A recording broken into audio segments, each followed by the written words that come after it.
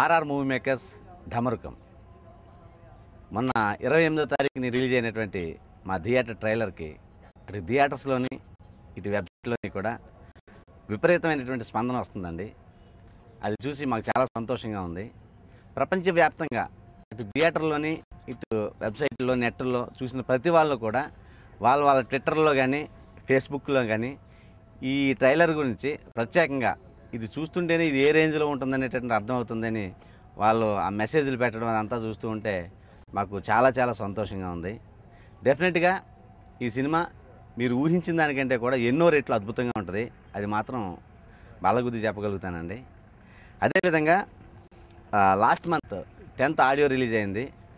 Audio release అయిన దగ్గర నుంచి స్టిల్ ఈ రోజు వరకు ఎక్కడ విన్నా సరే ఇదే పాటలు అనేటువంటి ప్రతి వాళ్ళు అంటూ ఉంటే దానికి కూడా మేము చాలా సంతోషంగా ఉన్నది. దేవిశ్రీ ప్రసాద్ గారి కెరీర్లో ఇది ఒక సెన్సేషనల్ ఆడియో అనేటటువంటి మాత్రం నిజం. ఈ మాట ఆయనే చెబుతూ ఉన్నారు.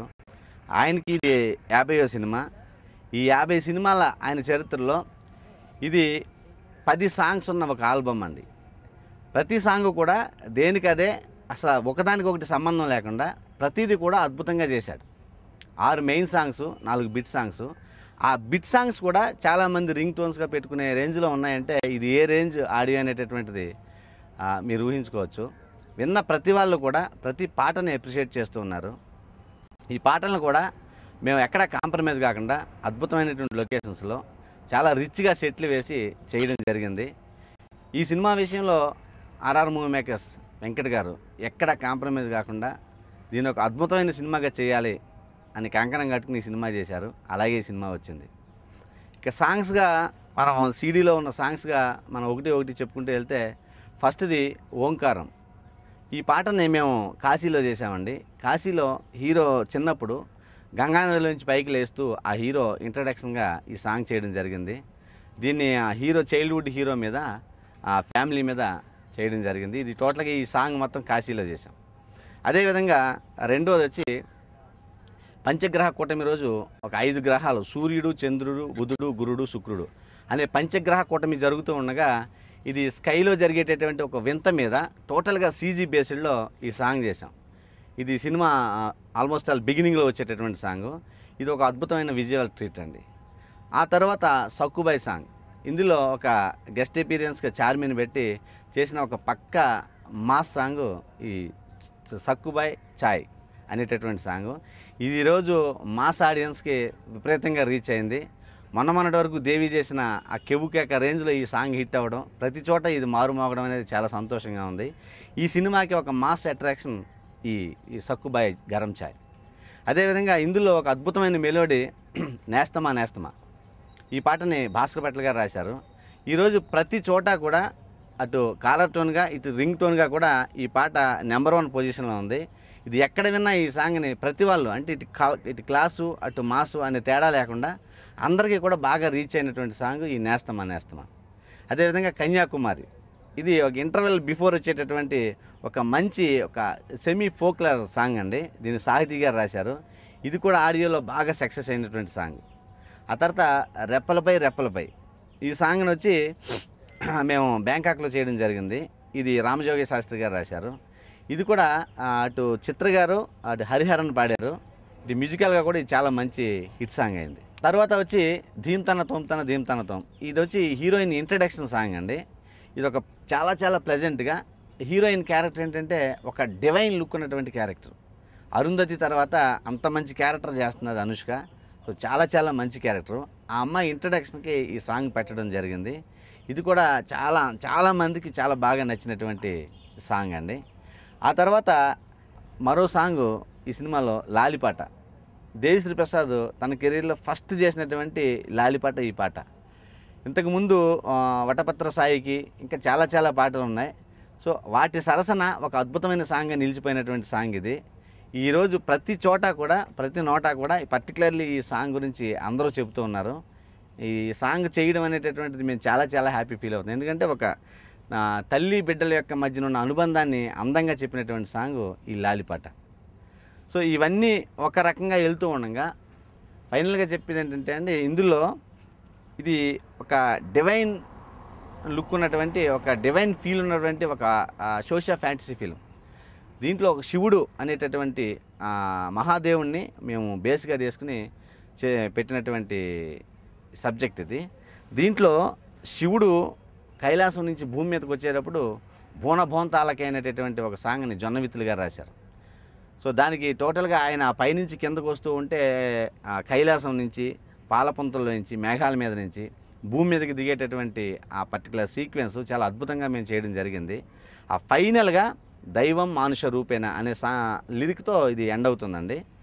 దీన్ని చాలా అద్భుతంగా మేము తీయడం జరిగింది. ఇది కూడా మన ఆల్బంలో చాలా ఇంపార్టెంట్ సాంగు. ప్రతి గుళ్ళోని కూడా ప్రతి శివాలయంలోని కూడా ప్రతిరోజు ఈ సాంగ్ పెట్టుకునేటటువంటి ఒక మంచి సాంగ్.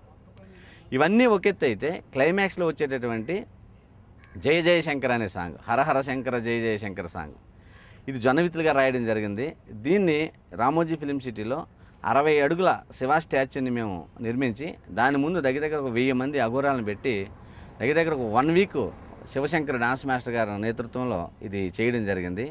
ఇది సినిమాకి చాలా హైలైట్ సాంగ్ అండి. ఇలా ప్రతి పాట కూడా దేనికదే ఒక డిఫరెంట్గా ఇందులో దేవిశ్రీ ప్రసాద్ గారు చేయడం జరిగింది. ఆయన కెరియర్లోనే the best album, the best ఫిల్మ్గా ఆయన నిలిచిపోతుందని ఆయనే చెబుతున్నాడు. అదేవిధంగా రికార్డింగ్ దగ్గరికి వస్తే ఆయన ఈ సినిమాని దగ్గర 1.5 month నుంచి కంటిన్యూగా ఒక తపస్సులాగా ఒక యజ్ఞంలా ఫీల్ అయ్యి ఈ సినిమా రికార్డింగ్ చేయడం జరిగింది. సో రేపొద్దున థియేటర్లో కూర్చున్న ఆడియన్స్కి ఇటు మ్యూజికల్గా అటు సాంగ్స్ కానీ ఇటు రికార్డింగ్ కానీ ఒక అద్భుతంగా ఫీల్ అవుతారు అనేటటువంటి దాంట్లో మాత్రం ఎలాంటి సందేహం లేదు. అదేవిధంగా ఈ సినిమాకి మరో వ్యక్తి చోటకే నాయుడు గారు, ఆయన యొక్క అద్భుతమైనటువంటి ఫోటోగ్రఫీతో ఈ సినిమాని చాలా అద్భుతంగా తీర్చిదిద్దాడు. సర్వం నేనే ఆయన పాపం మొత్తం భుజాల మీద వేసుకుని ఈ సినిమాను మోసినటువంటి చోట అన్నకి ఈ సందర్భంగా నేను కృతజ్ఞతలు తెలియజేస్తున్నా. అలాగే గౌతమ్ రాజు గారు ఎడిటర్, గ్రేట్ ఎడిటర్ అండి. ఆయన ఈ సినిమాకి పనిచేయడం, ఆర్ట్ డైరెక్టర్ అశోక్, ఆయన వెలిగొండ శ్రీనివాస్ కథ, ఫైట్ మాస్టర్ విజయ్ గారు. అంటే ఒక ఫైట్ అంటే ఏదో ఒక ఫైట్ ఈ ఒక 100 feet ఒక 150 feet అలా ఒక ఫైట్ ఇక్కడ చేయాలి అని కాకుండా ప్రతి ఫైటు కూడా ఈ కథలో మిళితమై ఉండేటటువంటి ఒక అద్భుతమైన సీక్వెన్సెస్ అనమాట. సో అన్నీ కూడా అవగాహన చేసుకుని ఆయన అద్భుతమైనటువంటి ఫైట్స్ చేశారు. నిజంగా ఈ సినిమాకి చెప్పాలంటే ఆయన ఈ సినిమాకి వన్ ఆఫ్ ది డైరెక్టర్, అంత బాగా ఈ సినిమాలో ఇన్వాల్వ్ అయ్యి పనిచేశాడు. ఇలా వీళ్ళందరికీ కూడా నేను పేరున అందరికీ కృతజ్ఞతలు తెలియజేస్తూ ఉన్నా.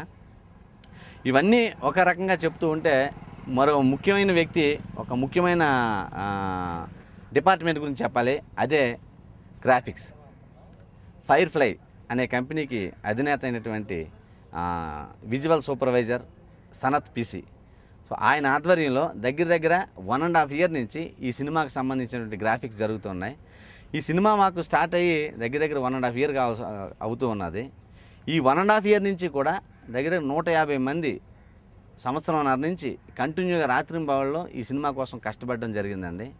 ఇది ఒక అద్భుతమైన విజువల్ ట్రీట్. ఇంతవరకు మనకు తెలుగు ఇండస్ట్రీలో చూడనటువంటి ఒక అద్భుతాన్ని మనం చూడబోతున్నాం. అది మాత్రం ఖచ్చితంగా నేను చెప్పగలను. సో సనత్ గారు వాళ్ళ టీము ఈ సినిమా కోసం ఎంతో కష్టపడ్డారు. ఇలా ఎంతోమంది మంచి టెక్నీషియన్స్తో చేసినటువంటి ఒక అద్భుతం ఈ డమరకం. ముఖ్యంగా ఈ సినిమా ప్రొడ్యూసర్ శ్రీ వెంకట గారి గురించి నేను ప్రత్యేకంగా చెప్పాలండి. ఎందుకంటే నేను ప్రీవియస్ చేసినటువంటి అన్నీ కూడా హిట్ సినిమాలైనా చేసినవన్నీ చిన్న సినిమాలు, ఎంటర్టైన్మెంట్ సినిమాలు. అలా చేస్తున్న నాకు ఇంత పెద్ద సినిమా ఆఫర్ ఎంతో ధైర్యంతో ఇచ్చినటువంటి ఆయనకి నేను జీవితాంతం రుణపడి ఉంటా. ఆయన నాకు అవకాశం ఇవ్వడం, నేను సబ్జెక్ట్ ఆయనకి నచ్చి దాన్ని నాగార్జున గారికి చెప్పమంటే నేను ఆయన దగ్గరికి చెప్పిన తర్వాత ఆయనకు కూడా ఈ సబ్జెక్ట్ అద్భుతంగా నచ్చి వాళ్ళిద్దరూ కలిసి నాకు ఈ సినిమా అవకాశం ఇవ్వడం అనేటటువంటిది నేను జీవితంలో అలా ఊహించినదే, నేను ఒక అద్భుతంగా ఫీల్ అవుతున్నది. వాళ్ళిద్దరికీ మాత్రం నేను జీవితాంతం రుణపడి ఉంటానండి. వాళ్ళు ఏ ధైర్యంతో అయితే నన్ను నమ్మి నాకు ఈ అవకాశం ఇచ్చారో దాన్ని 100% నేను న్యాయం చేశానని అనుకుంటున్నా. దాన్ని రేపు మీరు కూడా ఖచ్చితంగా ఇదే మాట చెప్తారు. అంత అద్భుతంగా ఈ సినిమా ఉంటుంది. అదేవిధంగా ఈ సినిమాలో అనుష్క, ఆమె అరుంధతి తర్వాత చేసినటువంటి చాలా మంచి క్యారెక్టర్ ఈ సినిమాలో చేసింది. ఒక డివైన్ లుక్ ఉన్నటువంటి ఒక హోమ్లీ క్యారెక్టర్ని చేసింది. ఆమె క్యారెక్టర్ పరంగా అటు డైలాగుల్లో కానీ అటు కాస్ట్యూమ్స్ సైడ్ కానీ పర్ఫార్మెన్స్ సైడ్ కానీ చాలా జాగ్రత్తలు తీసుకుని చేసినటువంటి క్యారెక్టర్ అనుష్క క్యారెక్టర్. అదేవిధంగా ప్రకాష్ రాజ్ గారు, ఇందులో ఇప్పుడు నేను చెప్పకూడదు, సినిమా చూసిన తర్వాత మీరు అంటారు. ఒక అద్భుతమైన క్యారెక్టర్ చేశాడు ఆయన.